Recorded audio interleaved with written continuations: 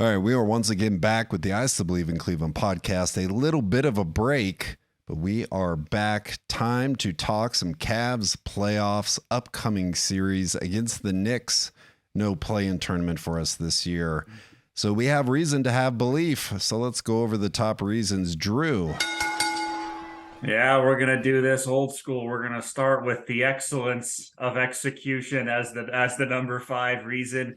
Let's get into that. The Cavs are number 2 overall in net rating. That is the difference between their offensive rating, which is 8th in the league, and their defensive rating, which is number 1 in the league. The Cleveland Cavaliers have the best defense in terms of net rating, in terms of points per game in the league. Now, the Knicks are pretty good in this measure. They're 8th in net rating. They rank pretty highly on the offensive side. Defensive side, they're a little below average.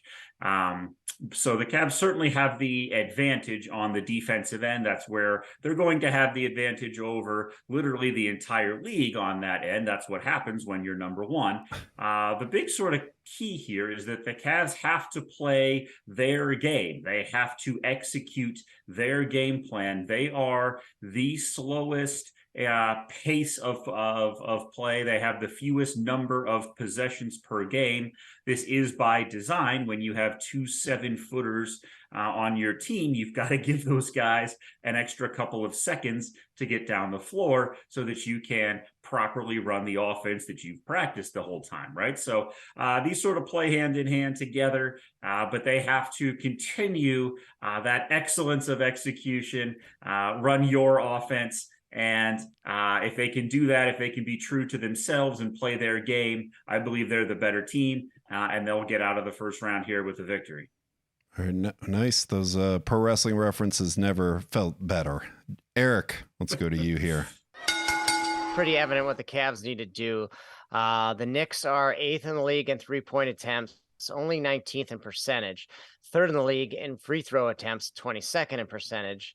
They are 3rd in the league in rebounding. So what that tells me is that they are either scoring on wide open or lightly contested 3-point shots or high percentage points in the paint, either yielding to fouls, free throws, or just easy scoring. So therefore the Cavs need to be Sid Vicious and force the Knicks getting out of their game by doubling or forcing pressure on their shooters and kind of getting those somewhat contested jumpers. Not only is that their weakness, but the Cavs have a decided advantage in steals and blocks. They are 15th and 14th respectively, while the Knicks are 25th and 23rd. The other thing is that if they can get some turnovers and get that transition game going, they are much better in assists, 19th compared to 28th in the league. Vicious and show some ruthless aggression. I think we've dropped that before too.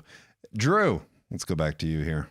The best in the world. The Cleveland Cavaliers have, I believe, the best shooting guard on the planet, bar none, in Donovan Mitchell. They have the best player in terms of those two teams. There is absolutely no debate. There is no doubt about that.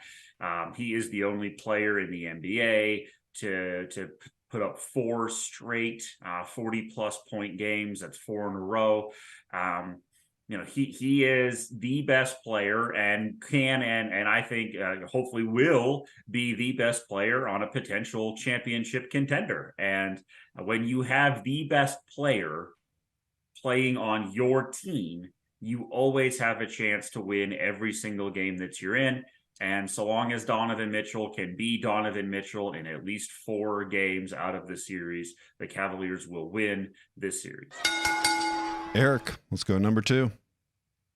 Okay, so with either an inactive or limited power forward for the blue and orange, Julius Randle, the Knicks may have a massive hole at power forward. unless Obi Toppin plays the way he did in Dayton prior to COVID. So I don't see that happening.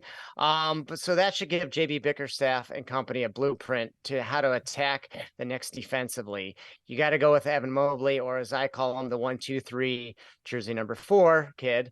So bad, Eric. Go on. So bad it's good.